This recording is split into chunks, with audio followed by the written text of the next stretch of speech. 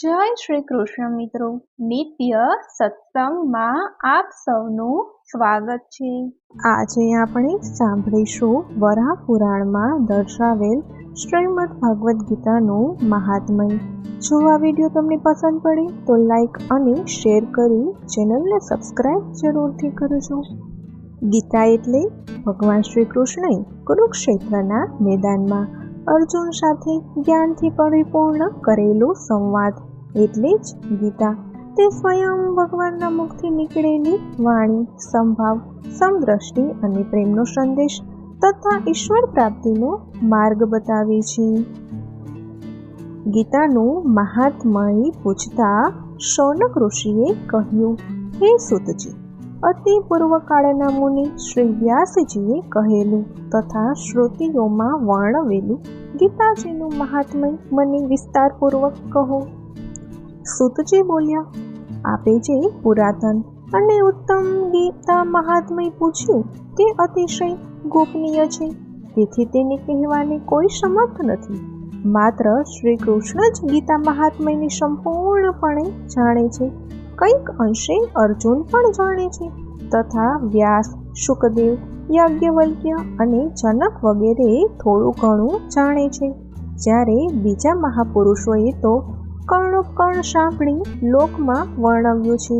તે રીતે શ્રી વ્યાસજીના મુખેથી મેં જે શ્રી ગીતાજીનું મહાત્મ્ય સાંભળ્યું છે તે આજે હું આપને કહું છું, જે આપોઆપ શ્રી વિષ્ણુ ભગવાનના શ્રી મુખકમળમાંથી પ્રકટ થયેલી છે। એ શ્રી ગીતાજી સારી રીતે ગાવા અને મનન કરવા યોગ્ય છે। બીજા શાસ્ત્રોના સંગ્રહનો શું અર્થ?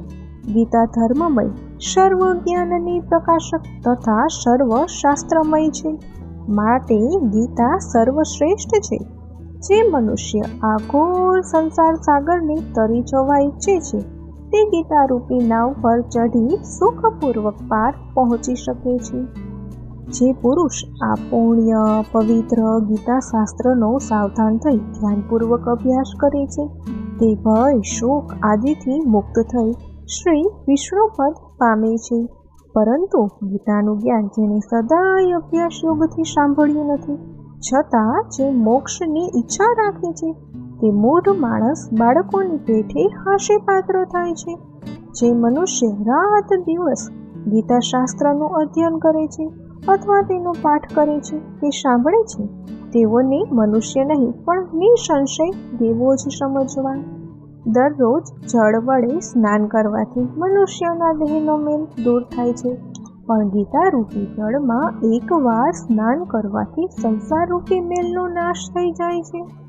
જે મનુષ્ય પોતે ગીતા શાસ્ત્રનું અધ્યયન કરતો નથી કે કરાવતો નથી, બીજા પાસેથી જેને તે સાંભળ્યું નથી, તેમજ જેને તેનું જ્ઞાન નથી, જેને તેના પર શ્રદ્ધા નથી અને ભાવ પણ નથી, તે મનુષ્યલોકમાં ભટકતા ડુક્કર જેવો જ છે। જે ગીતાને જાણતો નથી તેનાથી નીચ બીજો કોઈ મનુષ્ય જગતમાં જ નથી। જે મનુષ્ય ગીતા વાંચે છે પણ ગીતાના અર્થનું મનન કરતો નથી કે તેનું આચરણ કરતો નથી, એવા પોપટિયા બાહ્ય જ્ઞાનના દેખાડાથી તેના આચાર, વ્રત, તપ અને યશને ધિકાર છે। એનાથી અધર્મ બીજો કોઈ મનુષ્ય નથી। જે જ્ઞાન ગીતામાં આલેખાયેલું નથી તે જ્ઞાનને વેદમાં, વેદાંતમાં પણ નિંદેલું હોય તેને નિષ્ફળ, ધર્મરહિત અને આસુરી જ્ઞાન જ સમજવું। જે મનુષ્ય રાત દિવસ સૂતા, જાગતા, બોલતા, ચાલતા અને ઊભા રહેતા ગીતાનું ધ્યાનપૂર્વક સતત અધ્યયન, શ્રવણ અને મનન કરે છે તે શાશ્વત મોક્ષનો અધિકારી બને છે। યોગીઓના સ્થાનમાં, સિદ્ધપીઠોમાં, શ્રેષ્ઠ પુરુષો આગળ, સંતોની સભામાં, યજ્ઞ સ્થળે અથવા વિષ્ણુ ભક્તો આગળ ગીતાનો પાઠ કરનાર મનુષ્ય અવશ્ય મોક્ષ પામે છે।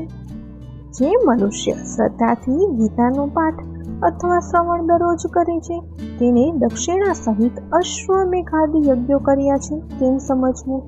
જે મનુષ્ય ભક્તિભાવથી એકાગ્ર ચિત્તે ગીતાનું અધ્યયન કરે છે તેણે સર્વ વેદો, શાસ્ત્રો અને પુરાણોનો અભ્યાસ કરી લીધો છે એમ માનવું। જે મનુષ્ય પોતે ગીતાનો અર્થ સાંભળે, આચરે અને પરોપકારથી અન્યને સંભળાવે તે નિઃશંક પરમપદને પામે છે। જે ઘરમાં શ્રી ગીતાજીનું પૂજન થાય છે ત્યાં દૈહિક અને આધિભૌતિક ત્રણેય જાતના તાપથી ઉપજતી પીડા તથા વ્યાધિઓનો ભય કદી આવતો જ નથી. વળી તેને કોઈ શાપ કે પાપ લાગતા નથી. તેની કદી દુર્ગતિ થતી નથી. તેને શરીરના 6 શત્રુઓ અર્થાત કામ, ક્રોધ, લોભ, મોહ, મદ અને મત્સર કદી દુઃખ આપતા નથી. જ્યાં નિરંતર ગીતાનો આનંદ પ્રવર્તી રહ્યો છે, ત્યાં શ્રી ભગવાન પરમેશ્વરમાં અનન્ય એકનિષ્ઠ ભક્તિ ઉપજે છે. સ્નાન કર્યું હોય કે ન કર્યું હોય, પવિત્ર હોય કે અપવિત્ર હોય, તો પણ જે ગીતામાં કહેલી પરમાત્મ વિભૂતિનું અને વિશ્વરૂપનું નિત્ય સ્મરણ કરે છે, તે સર્વદા પવિત્ર જ છે. સર્વત્ર ભોજન કરનાર અને સર્વે પ્રકારનું દાન લેનાર મનુષ્ય જો નિત્ય ગીતા પાઠ કરતો હોય તો તેના પાપથી કદી લેપાતો નથી. જેનું ચિત્ત સદા ગીતામાં જ લીન હોય તે પુરુષ સંપૂર્ણ અગ્નિહોત્રી, સદા જપ કરનારો, ક્રિયાવાન તથા પંડિત સમાન છે. વળી તેવો મનુષ્ય દર્શન કરવા યોગ્ય, સંપત્તિવાન, યોગી, જ્ઞાની, યાજ્ઞિક, ધ્યાનથી તથા સર્વ વેદોના અર્થને જાણનાર તથા માર્ગદર્શક સમજવું. જ્યાં ગીતાના પુસ્તકનો નિત્ય પાઠ થયો હોય ત્યાં પૃથ્વી પરના પ્રયાગાદી સર્વ પવિત્ર તીર્થો નિવાસ કરે છે. જે ઘરમાં ગીતા પાઠ થાય છે તે ઘરમાં અને દેહરૂપી નગરમાં સર્વદેવો, ઋષિઓ, યોગીઓ અને સર્પો સદા વાસ કરે છે. ગીતા, ગંગા, ગાયત્રી, સીતા, સત્ય, સરસ્વતી, બ્રહ્મ વિદ્યા, બ્રહ્મવલી, ત્રિસંધ્યા, મુક્તગેહિની, અર્ધમાત્રા, ચિદાનંદા, ભવધ્વની, ભયનાશિની, વેદત્રી, પરા અનંતા અને તત્વવાત જ્ઞાન મંજરી એટલે કે તત્વરૂપી અર્થના જ્ઞાનનો ભંડાર એમ ગીતાના આ 18 નામનો સ્થિર મનથી જે મનુષ્ય નિત્ય શ્રદ્ધાપૂર્વક જપ કરે છે તે શીઘ્ર જ્ઞાન સિદ્ધિને પામી અને પરિણામે પરમપદરૂપ મોક્ષ પ્રાપ્ત કરે છે. મનુષ્ય જે કર્મ કરે તે સર્વ કર્મ કરતી વખતે ગીતા પાઠ ચાલુ રાખવો, જેથી તે કર્મ નિર્દોષ રીતે સમાપ્ત થાય છે અને તેનું પૂર્ણ ફળ મળે છે. જે મનુષ્ય શ્રાદ્ધમાં પિતૃઓને ઉદ્દેશીને ગીતા પાઠ કરે છે તેના પિતૃઓ અતિ સંતુષ્ટ થાય છે અને નરકમાં હોય તો તેઓ સદગતિને પ્રાપ્ત કરે છે. ગીતા પાઠથી પ્રસન્ન થયેલા તથા શ્રાદ્ધથી તૃપ્ત થયેલા તે પિતૃઓ પુત્રને આશીર્વાદ આપતા પિતૃલોકમાં જાય છે. જે માણસ શ્રદ્ધાથી ગીતા લખી ગળામાં, હાથમાં કે મસ્તક પર તેને ધારણ કરે છે તેના સર્વ વિઘ્નો અને દારૂણ ઉપદ્રવો તરત જ નાશ પામે છે. ભરતખંડમાં 4 વર્ણોમાંથી કોઈ પણ વર્ણમાં મનુષ્ય દેહ પામીને જે મનુષ્ય અમૃત સ્વરૂપ ગીતાને સાંભળે કે ભણે નહીં, તે હાથમાં આવેલું અમૃત ત્યજીને દુઃખરૂપી વિષ્ણુપાન કરે છે તેમ માનવું. અને જે મનુષ્ય ગીતારૂપી અમૃતનું શ્રદ્ધાથી પાન કરે છે તે મોક્ષ મેળવી સુખી થાય છે. સંસારના દુઃખોથી પીડાયેલા જે મનુષ્યએ ગીતાનું જ્ઞાન જાણ્યું, સાંભળ્યું છે, તેઓએ અમૃત મેળવ્યું છે. તેઓ નિત્ય સુખ પામી શ્રી હરિના ધામને પામી ચૂક્યા છે.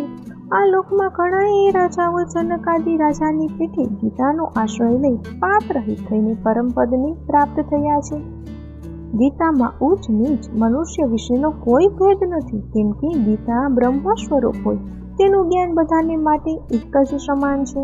આવા મહાઉપકારક ગીતા ગ્રંથના અર્થને વાંચવા, સાંભળવા છતાં જેને પરમ આદર અને આનંદ ઉપજતો નથી તે મનુષ્ય આળસને લીધે એટલે કે ચિત્ત પરોવીને ગીતાનો અર્થ બરાબર વાંચતો, સાંભળતો કે સમજતો નથી અને ગીતાના ઉપદેશ પ્રમાણે વર્તતો નથી. તેથી તે સર્વ ઉપલબ્ધિઓ શ્રમ કાંઈ પણ ફળ નહીં આપતા વ્યર્થ થાય છે. જે મનુષ્ય ગીતાનો પાઠ કરી મહાત્મયનો પાઠ નથી કરતો તેને પાઠ કર્યાનું ફળ મળતું નથી અને તેનો શ્રમ વ્યર્થ જાય છે. આ મહાત્મય સહિત જે મનુષ્ય ગીતા પાઠ કરે છે તથા શ્રદ્ધાથી તેને સાંભળે છે તે દુર્લભ મોક્ષ ગતિને પામે છે. હે શૌનક, ગીતાનું આ સનાતન મહાત્મયને કહ્યું છે તેનો ગીતાના પાઠને અંતે જે પુરુષ પાઠ કરે છે તે મેં જે ઉપર કહ્યા તે અવશ્ય તે બધા ફળને પ્રાપ્ત કરે છે. ઇતિ શ્રી વરાહપુરાણે શ્રીમદ્ ગીતા મહાત્મય સંપૂર્ણમ. ઓમ તત્સત. તો મિત્રો, આ હતો શ્રીમદ્ ભગવદ્ ગીતાનું મહાત્મય.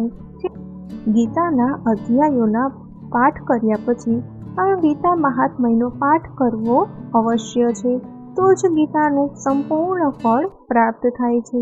તો જો આ માહિતી તમને પસંદ પડી હોય તો વિડીયોને લાઈક અને શેર કરી ચેનલને સબસ્ક્રાઈબ જરૂરથી કરજો. જય શ્રી કૃષ્ણ.